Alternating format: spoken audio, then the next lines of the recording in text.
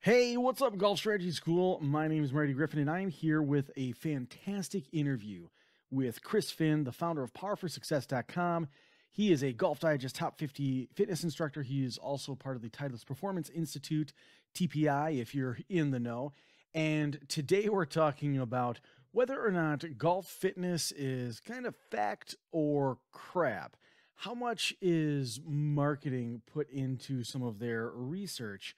And what can we do? Where can we go to find some honest to goodness answers on whether or not golf fitness training aids, things like that, even the different kind of best practices that are out there are actually worth their salt? I checked that out with Chris in this clip.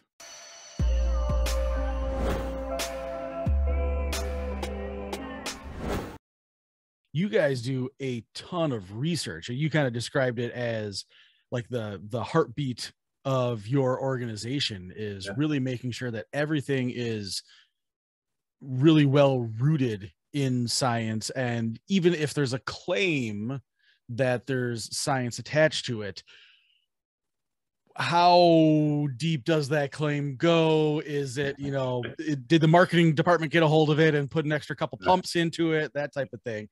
Research has become a marketing term as of late, unfortunately. Exactly. Yeah. So one of the things we were talking about ahead of time, and I kind of want to dive into this, is that I have talked to the gentleman at Super Speed Golf in the past. They are past guests on the show, and you actually did some research on their protocols, and thankfully it sounds like they have listened to the research. But can you kind of lay out what work you did with them?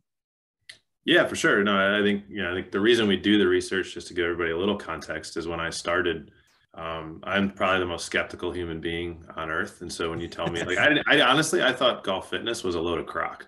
Yeah. I was like, there's no way this stuff works. Like, so I started tracking everything. Right. And so that kind of led to that's kind of become the culture at Par for Success is like, okay, you say that, let's test it and let's actually see. And so I think this is probably the end of 2018 into 2019.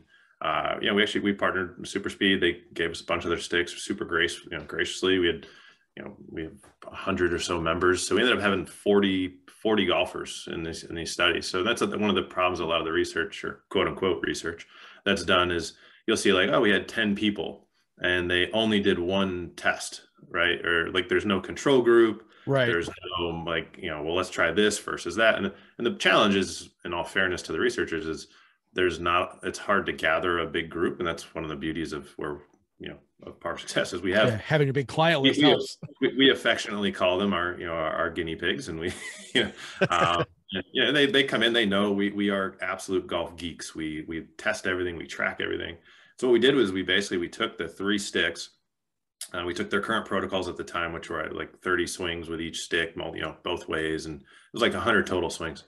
And then we said, well, in other sports, it doesn't make any sense. If you look at all the other research, there's 0 sense to 100-meter sprinters don't go run 100 100-meter sprints. Right. Like that's like stupid. Like they would be dead. Like that would not be good for their, right. Like, so we said, well, this doesn't make any sense. Like science, like physiologically. So we said, well, let's take it and let's look at, well, what if you only we'll take that protocol, the standard protocol, what was kind of the mainstream at the time. And let's look what if we only do the heavy stick? What if we only do the medium stick? And what if we only do the light stick? And what if we only do them for 30 swings total, right? So literally a third of what the recommended protocol was at the time. So we actually did a first initial 6-week study, and we found, statistically speaking, that there was no difference between the medium club and swinging all 3 clubs. Without getting too nerdy, the p-value was significant, where there was no difference between the two, and the gains were, the same. So we said, we better do another test just to make sure. Yep. So then we ran a follow-up, basically a follow-up 8-week, where we got bigger group sizes to look at just the 3 and just the middle. Because basically we found is if you only go heavy, you get slower. And if you only go light, you get slower. So we like, okay, no need to test those again. Yep. We do run a business. Getting our golfers slower is not going to be good for our business. So we threw those 2 out. We said, all right, let's retest the 2 that really looked like they didn't have a difference. Let's get bigger sample size groups. Reran it for 8 weeks this time. And we saw the same thing. There was statistically no difference in the 3 sticks versus the 1 stick. And so you could swing one stick and do it 66% less work and get the same speed outcome. Gotcha. That was like massive, particularly you're talking about the number one injuries in golf. We're talking about your back hurting, right?